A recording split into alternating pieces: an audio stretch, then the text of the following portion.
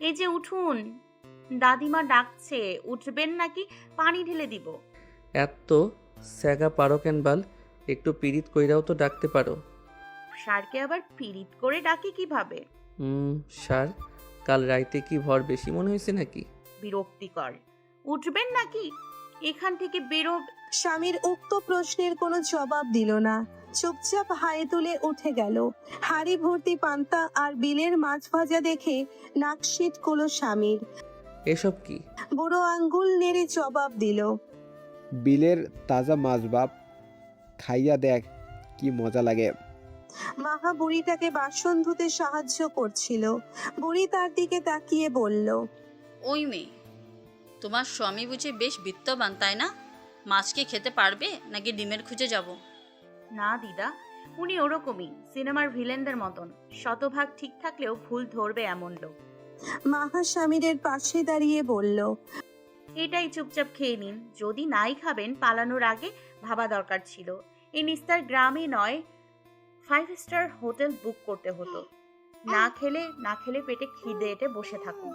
মাহার জ্ঞান বাকিগুলো কেমন বিরক্তিকর আর অপমানজনক মনে হলো স্বামীদের।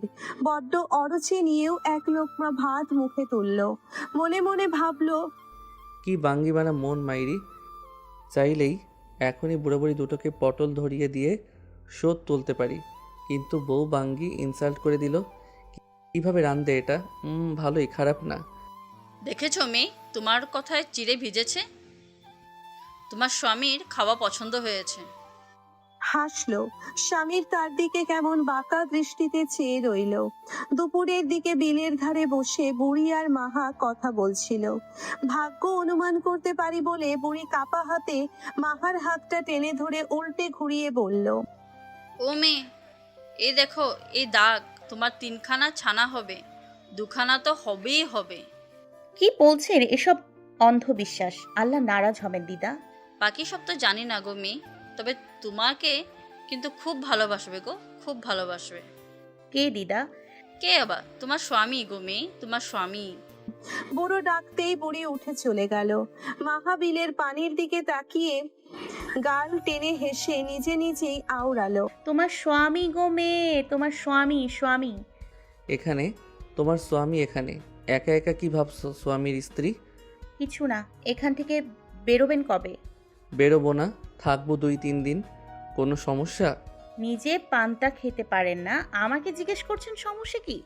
সমস্যা কার তা তো দেখাই যাচ্ছে। তোমারে চাটাই 2টা চর মারতে ইচ্ছে করছে, চরওয়ালি। মারেন। জানো কেন? না বললে জানবো কি করে? তুমি ওই বুড়োর সামনে থোবড়া ঢাকনা কেন? আপনি বলার কে? তোমার স্বামী গো মেয়ে। মাহা স্বামীরের হো হো করে হেসে উঠল।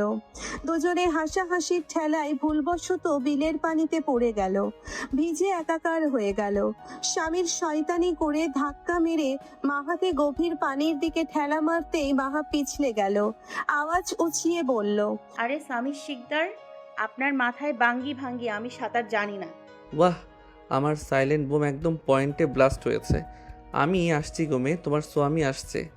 হাস্যকর ভঙ্গিতে কথাগুলো বলে স্বামীর সাঁতরে মাহার কাছে চলে গেল। আরে জাগাইও না, হাত ধরো, ডুববা না। মাহা স্বামীরের কাঁধের ওপর ভর দিয়ে দম ফেলে তাকাতেই দেখলো বিল ভর্তি শাপলার ভেতরে তারা দুজন ভাসছে। দম ফেলে স্বামীর ঠান্ডা কণ্ঠে বলে, তাকাও, ডুববা না, আমি আসি। কথাটা বলতেই মাহার কর্ণপোহর কেঁপে উঠল। চোখের পাতা ফেলে স্বামীরের হাসি মাখা মুখের দিকে তাকালো। কানে বাজতে লাগলো বুড়ির কথাটা, তোমার স্বামী তোমাকে খুব ভালোবাসবে গো মেয়ে। অয়, কি দেখছো? ধাক্কা মারলেন তো বাঁচালেন কেন? শখ। তারপর দুজনে উপরে উঠে এলো। স্বামীর না চাইতেও বুড়ো লুঙ্গি পরে বাইরে গাছের ডালে চড়ে বসলো। চারপাশে সবুজ ফসলের মাঝে নিচু নিচু মোটা ডাল বিশিষ্ট একটা গাছের ডালে আধশোয়া হয়ে বিলে পড়ার পর মাহার দৃষ্টির দৃশ্য স্মরণ হতেই স্বামীর গান ধরলো, ও মন মাঝি, খবরদার, আমার তরি যেন ভেড়ে না, আমার নৌকা যেন ডুবে না। মন মাঝি, খবরদার। মাহা হাঁটতে হাঁটতে তার কাছে গিয়ে দাঁড়ায়। স্বামীর গান থামিয়ে তার দিকে একদৃষ্টিতে তাকিয়ে রইল। বুড়ির বাসন্তী রঙের শাড়িতে মাহাকে কেমন অদ্ভুত সুন্দর লাগছে। স্বামীর জিজ্ঞেস করে, ইস, কি ভালোবাসা, একটু দূরত্ব সয় না রে, কি ভালোবাসা রে। রইতে পারলে না গো মেয়ে? এখান থেকে যাবেন কখন? যাবো, কিছুদিন থাকতে সমস্যা কোথায়? তবে চরওয়ালি, তোমাকে কিন্তু বুড়িটার শাড়িতে হেব্বি লাগছে। কি ভাষা? এখানে উঠে বসো। মাহা উঠতে পারছে না দেখে স্বামীর হাত বাড়িয়ে দিলে মাহার আবারও বুড়ির কথাটা কানে বাজতে থাকে। তোমার স্বামী তোমাকে খুব ভালোবাসবে গো মেয়ে। এভাবে তাকিয়ে কি দেখছো? কিছু না, দেখছি সৃষ্টিকর্তার সৃষ্টি কত সুন্দর। আমিও কিন্তু সুন্দর আছি, কি বলো? সারও তো দেখতে সুন্দর। শালার বাঙ্গি মারা জিন্দেগি। এ চরলি, ওদিকে দেখ। আমি যখন ছোট ছিলাম একবার এমন একটা জায়গায় ঘুরতে গেছিলাম কাউকে না জানিয়ে। তখন ওই রকম দেখতে একটা গাছের সাথে ভাঙা টিন আমায় ঝুলিয়ে রেখেছিল। পরে যখন খুলে দিল মনে হচ্ছিল সব উল্টাই ঠিক ছিল। আজব হলেও সত্যি, এরকম জায়গায় আমি আগে কোনো দিনও আসিনি, এই প্রথম। স্বামীর আপন মনে কথাগুলো বকে যাচ্ছে। আচমকা বাজ পড়ার মতো মাহা অন্যদিকে তাকিয়েই জিজ্ঞেস করলো, স্বামী শিকদার, আপনি কি কোনোদিনও কাউকে ভালোবাসেননি? সত্যি কাউকে বাসার চান্সও কি নেই? স্বামীর ভূত দেখার মতো মাহার দিকে তাকিয়ে রইল। মাহা গলা খাকারি দিয়ে বলল, তুমি সমানে একের পর এক বোম ফাটিয়ে যাচ্ছ, সাইন্ড বোম। মাহা আর কিচ্ছু বলল না। দুজনেই চুপচাপ বসে রইল। মাহা পড়ে যাবে মনে করে স্বামীর মাহার শাড়ির আঁচলের এক কর্নার ধরে রইল। মাহা বিষয়টা খেয়াল করলেও কিচ্ছু বলল না। বারবার বুড়ির কথাগুলো কানের ঘুরে ভো ভো করছে। বাতাসে মাহার চুলগুলো তীর করে উঠছে। স্বামীর অপক্ষ হাতে মাহার মাথায় একটা হাত খোপা করে দিয়ে বলল, ইতিকে করে দিত সাথী এভাবে। আমিও ট্রাই করলাম একটু, থাক, খুইল না। মাহা স্বামীরের কথা রাখলো, খোপাটা খুললো না। বাতাসের দোলাই ভালোই লাগছিল। স্বামীর জিজ্ঞেস করলো, আচ্ছা, তোমার বাপ মা মরার কাহিনীটা একটু কও তো শুনি। আমার বাবা মা তারা একে অপরকে ভালোবেসে বিয়ে করেছিল, লাভ ম্যারেজ। মায়ের বাড়ি থেকে মেনে নিচ্ছিল না, তাতে কিছু যায় আসেনি। বাবা মাকে এতটাই ভালোবাসতো, কখনো কারোর অভাব মনে হয়নি। আমি তাদের প্রথম সন্তান। চকচকে আলোকিত একদিনে নাকি আমার জন্ম হয়েছিল। বাবা নিজের বড় মেয়ের নাম বড্ড শখে দিয়েছিল, দিবা। মায়ের নাম ছিল মিতা, সেখান থেকে মাহা। তারপর তাদের একটা ছেলে সন্তান হয়, নাম মিলিয়ে রাখা হলো মুগ্ধ, মীর মুগ্ধ। বেশ ভালোই দিনকাল কাটছিল। তবে অ্যাডভোকেট হয় বাবার অনেক বিরোধী ছিল।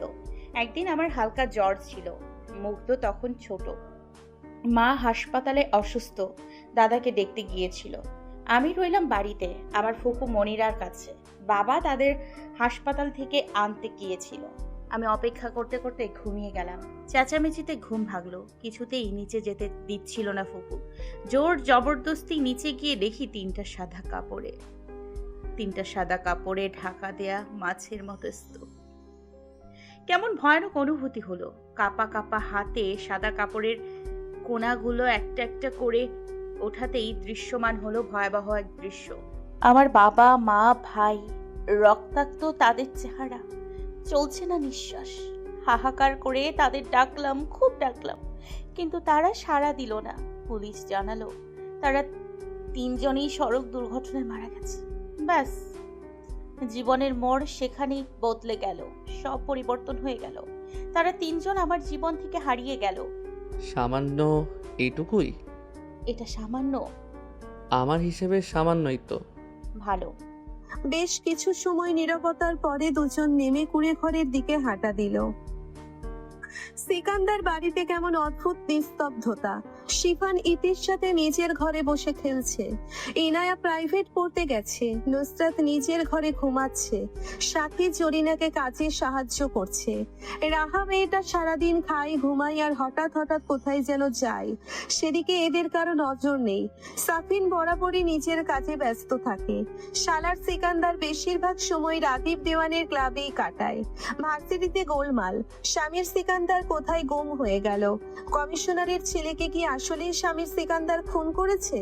যদি তা নাই হয়, পুলিশ কেন স্বামীর সিকান্দারকে খুঁজছে? আর ছেলেগুলোকেই বা মারলো কারা? এসব এখন ভার্সিটির টপ নিউজ।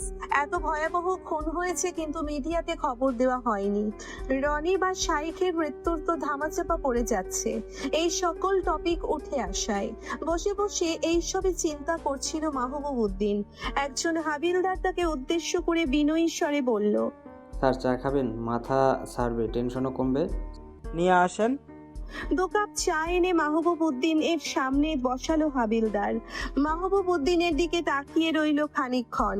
চায়ের কাপে এক চুমুক দিয়ে মাহবুব উদ্দিন বলল, হাবিলদার সব, স্যার আপনার মনে হয় না এই ঘটনাগুলো এইসবের মাঝে মেয়র শাপিন শিকদার আর এমপি তামিম খন্দকার বড্ড নিস্তব্ধ? জি স্যার, তারা এই বিষয়ে খুব বেশি কথা বলেছে। নির্বাচন সভাপতি রাকিব দেওয়ান এর টিকিটও দেখা যাচ্ছে না। মেয়র সাহেবের কোনো জায়গা মুখ খুলছে না, শুধু একটা মাত্র জায়গা ছাড়া। স্বামীর শিকদারের কোনো দোষ নেই, এটা প্রমাণের সময়, তাই তো? জি স্যার। আচ্ছা হাবিলদার সাহেব, এই শিকদার পরিবারটা সম্পর্কে যদি ধারণা অর্জন করতে চাই, বিষয়টা কেমন হয় বলুন তো? মানে কিসের ব্যবসা, আয়ের উৎস, পারিবারিক সম্পর্কগুলো? একদম ভালো হয় নাই স্যার। ওরা এক নামের খুনির বংশ। শালার সিকান্দারের থেকে নয়, তার বাপ দাদার আমল থেকেই এই রাজনীতিতে যুক্ত। এমনভাবে খুন করে সহজে প্রমাণ ছাড়ে না। উপরমহল থেকে যদি সার্চ ওয়ারেন্ট পাঠায়? কোনো দিনও পাঠাবে না। স্বয়ং কমিশনার সাহেব, ডিআইজি, এমপি সব ওদের দাবার গুটি। টাকা দিয়ে কিনে নিয়েছে সকলকে। সামান্য ব্যবসা করেও এত টাকা পায় কোথায়? নিঃসন্দেহে অবৈধ ব্যবসা আছে। তা তো জানি না স্যার, কিন্তু ওরা যেমন বংশীয় খুনি তেমনি বংশীয় বড়লোক জমিদারের বংশ। বিষয় সম্পত্তির অভাব নাই। আপনি বেশ ভালোই জানেন দেখছি শিকদারদের বিষয়ে। যে স্যার, অনেক বছর ধরে আছি তো। আপনার আগে যে ইন্সপেক্টর ছিল ওনারে তো ওরাই মার্ডার করছিল। কমিশনারের সাহায্যের ব্যাপারটা ধামাচাপা দিয়েছিল। আর কি কি জানেন? এর বেশি আর কিছু জানি না। মাহবুব উদ্দিন বুঝলো জানলেও হাবিলদার তা বলতে চাইছে না। মুখ খুললে বিপদ আবশ্যক, তাই সেও আর তাকে জোর করলো না। তাছাড়া হাবিলদার বয়সে বড়, তার সাথে জবরদস্তি বিষয়টা যায় না। স্মৃতি চত্বরের কাছে দাঁড়িয়ে আছে শিয়াম, সাথে কাশিম, আর সামনে মুহিব ভেজা বিড়ালের ন্যায় মাথা নুইয়ে দাঁড়িয়ে। শিয়াম সোজা জিজ্ঞেস করলো, সামির কোথায় গেছে? তোদের দুজনের কে জানিস? কাশিম মাথা নেড়ে বলল, আমি খালি জানি ভাই পালাইছে, কোন দিক গেছে তাও জানি না। মুহিব নিরুত্তর। শিয়াম জিজ্ঞেস করলো, তোর জানার কথা না, তবুও বল কিছু জানিস। না ভাই। এমন মেয়ে মানুষের মতো মাথা নুহায় কথা বলিস কেন? চোখের দিকে তাকিয়ে মদের মতো কথা বলবি। তোর বোনের বিয়ে হয়েছে কিনা? জি। তোর বাপকে গিয়ে বলবি স্বামী শিকদার তোর বিয়া ঠিক করেছে, সে ফিরে আসলে তোর বিয়ে। পাত্রীকে তা আমি ঠিক জানি না, ও না পালালে আজই জানা যেত। বুঝেছিস কি বলেছি? মুহিব মাথা নেড়ে হ্যাঁ জানালে শিয়াম স্থান ত্যাগ করে। ইনায়া আর মেধা এগিয়ে গিয়ে কাশিমকে জিজ্ঞেস করে, আমির গুম হয়েছে ঠিক আছে, মাহাকে নিয়ে যাওয়ার কি দরকার ছিল? ইনায়া চুপ করে দাঁড়িয়ে রইল। কাশিম গাল চুলকে জবাব দিল, আরে তার বউ সে নিয়ে যাবে না রেখে যাবে তার বিষয়। কিন্তু মাহার তো পরীক্ষা। সে যাই হোক গা, সামান্য পরীক্ষায় তো রিপিট দেবে, সমস্যা নেই। মুহিব ভাই, আপনার মন খারাপ? সেটা তোমার দেখার বিষয় না শ্যামা। তুমি আজ আবার ভার্সিটি কেন এসেছো? চলো তোমাদের বাড়ি নামিয়ে দিই। ইনায়া একবার মুহিবের দিকে তাকালো। বড্ড অবাক হতে হয় ছেলেটাকে দেখে। খুবই ঠান্ডা স্বভাবের ছেলে, কখনো গোলমালও করতে দেখা যায় না। তবুও পুরো ঘটনায় সে মোড় ঘোরানো পয়েন্ট মাহার চাচাতো ভাই, যে কিনা ভালোবেসে পেলে পুষেও মাহাকে পেল না। তবুও তার কোনো প্রতিক্রিয়া নেই। মেধা আজকাল ভার্সিটি আসা কমিয়েছে। তার বাবা কড়া নির্দেশ দিয়েছেন কলেজ থেকে সোজা বাড়ি ফিরতে। ইনায়ার বাহানায় তাও চলে আসে মাঝে মধ্যে। ইনায়া বেশ ভালোই বোঝে মেধার মূল লক্ষ্য কাশিম হালদার। কাশিম মেধাকে সাইডে টেনে নিয়ে গিয়ে বলল, এই শ্যামা, তোমার বাপটা এমন খচ্চর কেন? কেন, কি হয়েছে? তোমার বাড়ি গেছিলাম কালকে, সে আমাকে এক প্রকার তেরে বের করে দিয়েছে। কেন গিয়েছিল? মাহাদিবা, ভাবির কিছু ইনফো দরকার। কিসের ইনফো আর কেন দরকার? আরে ভাই তো ভাবিকে না জানিয়ে নিয়ে চলে গেছে, সাথে ফোনটাও নেয় নাই। এখন রিপিট এক্সামের জন্য তো দরখাস্ত করতে হবে, ইনফো কই পাবো? তার জন্য আমার বাড়ি নয় মাহার বাড়ি যেতে হতো। ওই সময় মনে ছিল না। ঠিক আছে, আমি আসছি। এই শোনো। মেধা ঘুরে দাঁড়াতেই কাশিম আচমকা টুপ করে মেধার গালে একটা চুমু দিয়ে এমন স্পিডে দৌড় লাগালো যেন পেছনে কুকুর ধাওয়া করেছে। মেধা আহম্মক ভাবে দাঁড়িয়ে রইল কিছুক্ষণ। ইনায়া মুখ চেপে হাসতে থাকলো। মেধার শ্যামলা গাল দুটো লজ্জায় লাল টমেটো হয়ে গেল। ইনায়ার হাত ধরে এক প্রকার দৌড়ে ক্যাম্পাস ত্যাগ করলো। বেলা ঢলেছে, পশ্চিম আকাশে পাখিরা কিচির মিচির করছে। মাহা বড্ড কষ্টে নিজের হাসিটা চেপে সামনের দিকে তাকিয়ে আছে। স্বামীর সিকান্দারকে ধান চাষে লাগিয়ে দিয়েছে বুড়ো। প্রথমে স্বামীর কিছুতেই নামবে না তো নামবেই না। পেছনে পেছনে গালাগাল করে বুড়োর 14 গোষ্ঠী ধুয়ে দিয়েছে। তবে মাহা বলেছে, কেমন পুরুষ দেখান দেখি, কেমন কর্মের ক্ষমতা আপনার। কি করে নিজেকে আটকে রাখে? বুড়ো তাকে দেখিয়ে দিচ্ছে সে সেই অনুযায়ী চারা রোপণ করছে। সামির প্রকাশ করছে না, তবে এসব এক অন্যরকম মজার কাজ। মাজায় হাত দিয়ে দাঁড়িয়ে বলল, বাহ বুড়ো, এ তো বড্ড কঠোর কাজ। এই বয়সেও এত কাজ করো কি করে? করতে হয় রে বাপ, সরাসরি দুটো তো কেউ দেখে না। নিজের কথা বাদ, আমার বুড়িটাকেও তো দেখতে হবে। তার তো এই দরিয়ায় তার স্বামী বাদে কেউ নাই। খুব ভালোবাসো মনে হচ্ছে বুড়িটাকে। কচি চুরির সাথে বিয়ে দেব, করবে? না রে বাপ, আমার বুড়ি আমার জন্যই যথেষ্ট। তারে ভালোবেসে এই জনম আরামসে পার করে দিলে। হাঁপিয়ে ওঠো না দায়িত্ব পালন করতে করতে। যারে ভালোবাসা যায় তার জন্য কোনো কর্মে ক্লান্তি লাগে না জানো বাপ। দিন শেষে যখন যাইয়া বসি, আমার বুড়িটার মুখের হাসি এক আকাশ সমান ক্লান্তি নামায় দেয়। কত ঝগড়াঝাটি করছি জীবনে, মারপিটও বাদ যায় নাই, তবুও দেখ আমরা দুইটা এক লগেই জিন্দগি পার করে দিছি, কারণ আমরা একজন অন্যজনের ভালোবাসি। বাপরে, জৈব যৌগের কঠিন চ্যাপ্টারও এসবের চেয়ে সোজা। তবে কামটা কিন্তু বেশ কষ্টের বুড়ো। রোদ বাওয়ের মধ্যে কত কষ্টে কাম করো। বুড়ো হালকা একটু হাসলো। স্বামীর হাতের চারাগুলো রেখে মাহার দিকে এগিয়ে গেল। কি হলো, ক্লান্তি ধরে গেছে? গরমে ঘেমে তো অস্থির হয়ে গেছেন দেখছি। মরে টরে যাবেন নাকি আবার? আমাকে বাড়ি পৌঁছে দিয়ে মরবেন কিন্তু। চোপ বাঙ্গি, খিদেই পেট চলে যাচ্ছে। এসব কাজ এরা করে কি করে? ওফ। কারণটা খুব সোজা, এই মাটির বুকেও প্রেম আছে। বুড়ি গিয়ে বুড়োর ঘাম মুছিয়ে দিচ্ছে। বুড়ো হাসি মুখে বুড়ির সাথে কিছু কথা বলছে। বুড়ি মাটি নেড়ে কি যেন দেখছে। স্বামীদের একটা গান মনে পড়তেই সে সোজা মাহার হাত ধরে টেনে জোরপূর্বক নাচিয়ে গাইতে ধরলো।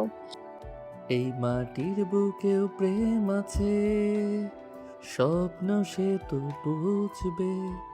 এই মাটির বুকেও প্রেম আছে, স্বপ্ন সে তো বুঝবে।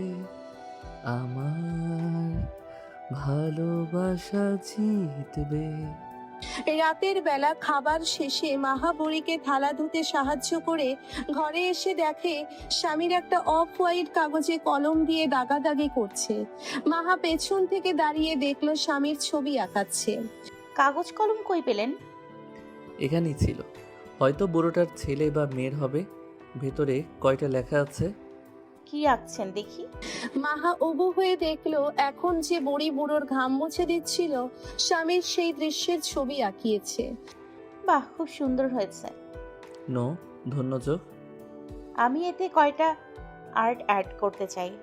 তুমি নষ্ট করে ফেলবে। আরে সরুন বলছি, করব না নষ্ট। স্বামীর উঠে যেতে মাহা কলম দিয়ে চারপাশে কটা গাছপালা আর আকাশে পাখি এঁকে দিল। স্বামীর জানালার ধারে হেলান দিয়ে এক দৃষ্টিতে সেদিকে চেয়ে আছে। মোমবাতির আলো মাহার চেহারার উপরে পড়তেই স্বামীর একজনের কথা মনে পড়ে যায়। সেই ব্যক্তিও এভাবে বসে লেখালেখি করত। তার মুখের ওপরে মোমবাতির আলো পড়ে চেহারা রক্তিম বর্ণ ধারণ করত। স্বামীর সেখানে থেকে বেরিয়ে বাহিরে বসে চাঁদের দিকে তাকিয়ে রইল। মাহা তাকে বাইরে যেতে দেখেও আটকালো না, নিজেও পিছে পিছে গিয়ে পেছনে দাঁড়ালো। স্বামীর ইশারায় তাকে বসতে বলল। চলে এলেন যে, বাইরে কার সাথে থাকবেন? ভেতরে যাবো রে বাল, ভাল লাগছে না। কেন, পেটে মেদ পড়েনি তাই? না, তাহলে এমনিতেই। চলো ভেতরে চলো, আমরা খুব সম্ভব কাল বা পরশুদিন রওনা দেব। পরিস্থিতি শিওর ঠান্ডা হয়ে গেছে। গিয়ে সোজা সারেন্ডার করে দেবেন, আর না হলে আমাকে এখানে রেখে যাবেন। বলুন, করবেন তো সারেন্ডার? করবো। স্বামীরের জবাব শুনে মাহার চার দুনিয়া ঘুরতে লাগলো। স্বামীর সিকান্দার বলে গেল স্যালেন্ডার করবে, দেখাই যাবে বলে নিজেকে আশ্বস্ত করে ঘরে চলে গেল মাহা। ভোরের আলো চারিদিকে নতুন দিনের সম্ভার তুলেছে, পাখির কাকলিতে মুখরিত হয়েছে চারপাশ। মাহা ঘুম ভাঙতেই এক দৃষ্টিতে চেয়ে আছে স্বামীরের ঘুমন্ত চেহারার দিকে। মাহা যথেষ্ট বুদ্ধিমান, তারপরেও সে বারবার কালকের কথাটাই মনে করছে। স্বামীর স্পষ্ট ভাষায় বলল সে সারেন্ডার করবে। বিষয়টা বড্ড চিন্তার বিষয়। স্বামীর সিকান্দার করবে সারেন্ডার? বারবার একই কথা ভাবতে ভাবতে নামাজের সময় হয়ে গেল। মাহা যখন অজুর জন্য বাহিরে গেল, দেখলো কলপারে বুড়ি অজু করছে আর বুড়ো টর্চ ধরে আছে। মাথায় কাপড় তুলে মাহা তাদের দিকে এগিয়ে গেল। বুড়ো ভেতরে চলে গেলে বুড়ি লাইট নিয়ে দাঁড়িয়ে রইল। মাহা অজু শেষে জিজ্ঞেস করলো, দাদু নামাজ পড়বে না? হাঁটুর ব্যথা পড়তে পারে না, যখন বলি তখন পড়ে, খালি নামাজটাই পড়ে না, বাকি আমল কালাম করে, রোজাও রাখে। তাহলে এখানে কি করে প্রতিদিন ভোরে? আমি উজু করি। হ্যাঁ, ভয় পাই যদি পড়ে যাই, এ বয়সে টানবে কে? তাছাড়া সেই যুবক বয়স থেকে আমার স্বামী সবসময় আমাকে চোখে চোখে রাখে। দাদু বুঝি আপনাকে খুব ভালোবাসে, তাই না দিদা? বুড়ি মাথা নেড়ে বলল, পুরুষের ভালোবাসা এমনিই হয়, ওরা ভয়ানকভাবে ভালোবাসতে পারে কিন্তু তা প্রদর্শন করতে পারে না। যে নারী তার ভালোবাসা বুঝতে পারে, সে নারীর কাছে সে নিজেই সবচেয়ে ভাগ্যবান। বুড়ির কথাটা বেশ ভালো করে মাথায় গেঁথে নেয় মাহা। অজু শেষে নামাজ পড়ে বিছানায় গিয়ে বসে। সঙ্গে বইগুলো আনলে কি ক্ষতি হতো? পড়াই একটা বিরাট গ্যাপ পড়ে গেল। কথাগুলো ভেবে মাহা স্বামীরের দিকে তাকালো। সে এখনো নিঘরে ঘুমোচ্ছে। কাঁধ ঘুরে নিজেও তার পাশে শুয়ে পড়ল মাহা। স্বামীর আজকে আবারও চোখ মুখ কুঁচকে ফেলছে, ঘেমে একাকার অবস্থা, মানে নিশ্চয়ই দুঃস্বপ্ন দেখছে। মাহা বড্ড মনোযোগ দিয়ে তাকালো, দেখলো স্বামীর আসলেই দুঃস্বপ্ন দেখছে। আলগা করে ডান হাতের তালু ছুঁয়ে দিল স্বামীরের বাহুতে। নরম হাতের ছোঁয়ায় স্বামীরের দুঃস্বপ্নের আকাশের ভাবোদয় হলো। সে ঠান্ডা হয়ে গেল। হঠাৎই তার শরীর ঠান্ডা হতে লাগলো। মাহা ভরকে গিয়ে তাকে ঠেলা মেরে জিজ্ঞেস করলো, এই কি হয়েছে আপনার? জ্বর ঠান্ডা নাকি? মরে টরে গেলেন নাকি? উঠুন, আরে স্বামীর শিকদার। স্বামীর পিট পিট করে তাকিয়ে বলল, মরে গেলে শান্তি পেতে নাকি? ভয় পাচ্ছ? এই বয়সে বিধবা হবে তাই? না, ভয় লাগে। আপনি এখানে মরলে বাড়ি ফেরত যাব কি করে? শালি, স্বার্থপর বাঙ্গি একটা স্বর। স্বামীর বাইরে চলে গেল। মাহা বিছানা গোছাতে লাগলো। বাহিরে গিয়ে দেখলো বুড়ো আর বুড়ি রান্নাঘরে বসে গল্প গুজব করছে। হঠাৎই বুড়ি আচমকা অসুস্থ বোধ করে, মাথা ঘুরে পড়ে যায়, মুখের একাংশ কিছুটা বেঁকে যায়। স্বামীর বুঝতে পারে বুড়িটা ছোটখাটো স্ট্রোক করেছে। এই বুড়ো, তোমার ছোটাছুড়িদের খবর দাও, বুড়ি অনেক অসুস্থ, হাসপাতালে নিতে হবে। বুড়ো 2 মিনিট কিছু একটা ভেবে একটা বাটন ফোন বের করলো। মাহা বড্ড অবাক হলো, এনাদের কাছে ফোন ছিল বোঝাই যায়নি। বুড়ো যখন সবটা ফোনে জানালো, ওপাশ থেকে আওয়াজ এলো, আমি টাকা পাঠাচ্ছি, তুমি মাকে নিয়ে হাসপাতালে যাও। তাছাড়া আমাকে তো এখন ছুটি দেবে না, আমি যাব কি করে? স্বামীর ঠোঁট টেনে তাচ্ছিল্য করে বলল, কপাল পোড়া। এ বুড়ো, ফোনটা আমাকে দাও। কল লাগালো সোজা কাশিমের নাম্বারে। 2 বার ডিং হতেই কল রিসিভ হলো। তোমার বাল, বাঙ্গির নাতি। সামির ভাই, আপনি? কার নাম্বার? কই আপনি? এই নাম্বার ট্র্যাক করো। জানি না আমরা কই, তবে নাটোরের আশেপাশে। কুত্তা করে রুটি গিলাইছস? হ ভাই, সব ঠান্ডা, আইসা পড়েন। আসতে পারলে তোমারে ডাকতাম না।